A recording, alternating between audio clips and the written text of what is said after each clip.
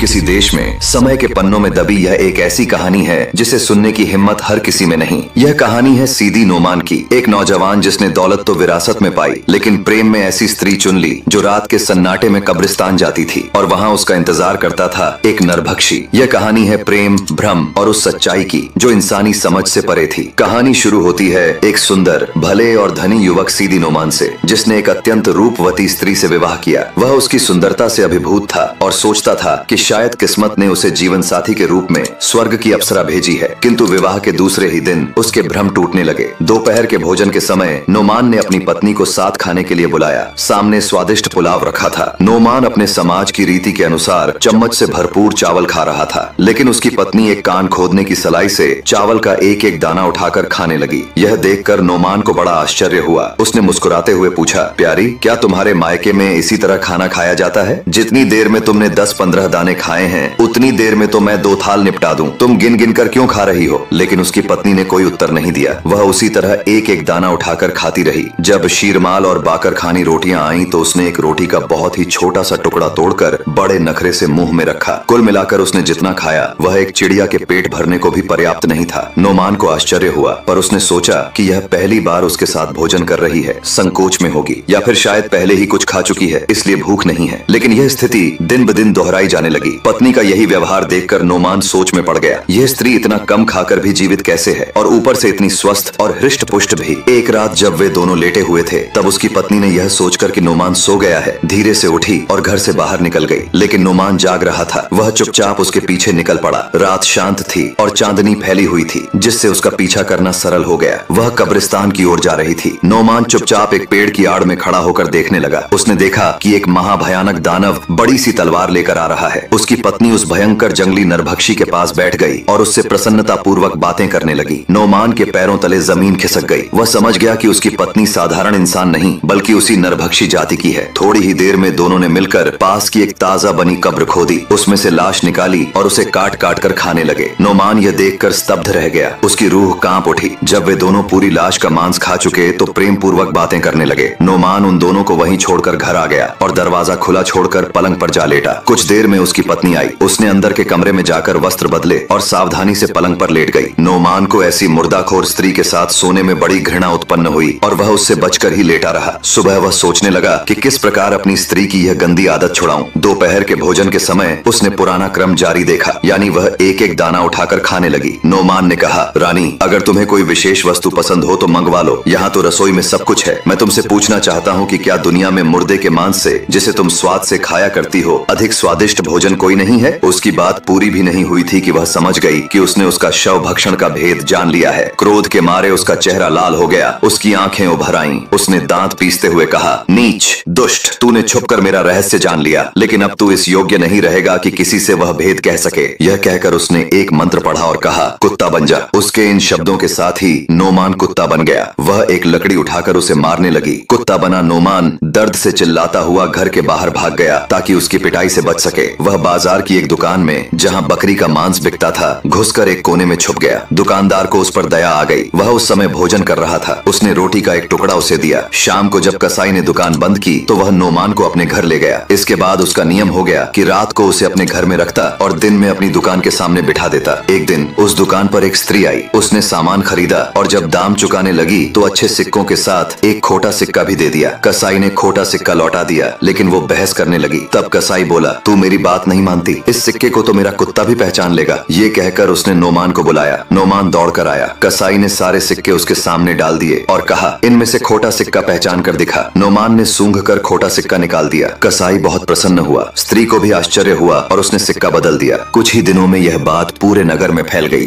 कि कसाई के पास एक ऐसा कुत्ता है जो खरे खोटे सिक्कों की पहचान कर सकता है। अब लोग सिक्के परखवाने आने लगे। एक दिन एक औरत आई। उसने चुपचाप नोमान को देखा और फिर न जाने क्या सोचकर उसे अपने घर ले गई। वहाँ घर के अंदर एक नवयौवना स्त्री बैठी थी जो जादू विद्या में पारंगत मानी जाती थी। उस स्त्री ने उस सुंदरी से कहा, यही वो कुत्ता है जिसकी चर्चा नगर भर में है। मुझे लगता है यह कोई आम जानवर नहीं, बल्कि कोई इंसान है जिसे जादू से ऐसा बना दिया गया है। बेटी, तुम देखो, क्या मेरा शक सही है? नवयौवना ने ध्यान से नोमान को देखा और बोली, अम्मा, तुम बिल्कुल सही हो, इसे जादू से कुत्ता बनाया गया है। यह कहकर वह एक कमरे में गई और थोड़ी देर बाद एक जल से भरा बर्तन लेकर लौटी। उसने वो जल नोमान पर छिड़का और बोली, बोली, अगर तू जादू से कुत्ता बना है तो फिर से इंसान बन जा। इतना कहते ही नोमान फिर से इंसान बन गया। नोमान भाव विभोर हो गया। उसने सुंदरी के चरणों में गिरकर कहा, आपने जो उपकार किया है मैं जीवन भर उसका ऋणी रहूंगा। फिर उसने उसे पूरा वृत्तांत बताया, कैसे उसकी पत्नी जो दिखने में एक स्त्री थी असल में एक राक्षसी निकली और कैसे उसने उसे जादू से कुत्ता बना दिया। सुंदरी बोली, मैं तुम्हारी पत्नी को पहले से जानती हूँ। हम दोनों एक ही जादू शिक्षिका की शिष्याएं थीं। कभी वह मेरी सखी थी, लेकिन जब उसकी दुष्टता सामने आई मैंने उससे दूरी बना ली। उसने कहा, तुम्हारी पत्नी ने जो पाप किया है उसका दंड उसे अवश्य मिलेगा। तुम यहीं रुको, मैं अभी आती हूँ। यह कहकर वह भीतर चली गई और कुछ देर बाद एक बोतल लेकर लौटी। उसने नोमान से कहा, अब तुम अपने घर जाओ, इस बोतल को अलग मत करना और अपनी पत्नी की प्रतीक्षा करना। वह जल्दी ही घर आएगी। तुम्हें देखकर वह परेशान होगी और भागने की कोशिश करेगी। तुम इस बोतल का पानी उस पर छिड़क देना और वह मंत्र पढ़ देना जो मैं तुम्हें सिखा रही हूँ। इसके अलावा कुछ भी करने की जरूरत नहीं पड़ेगी। तुम इसी से मेरे जादू का कमाल देखोगे। नोमान ने मंत्र अच्छी तरह याद करके अपने घर की राह ली। सब कुछ वैसा ही हुआ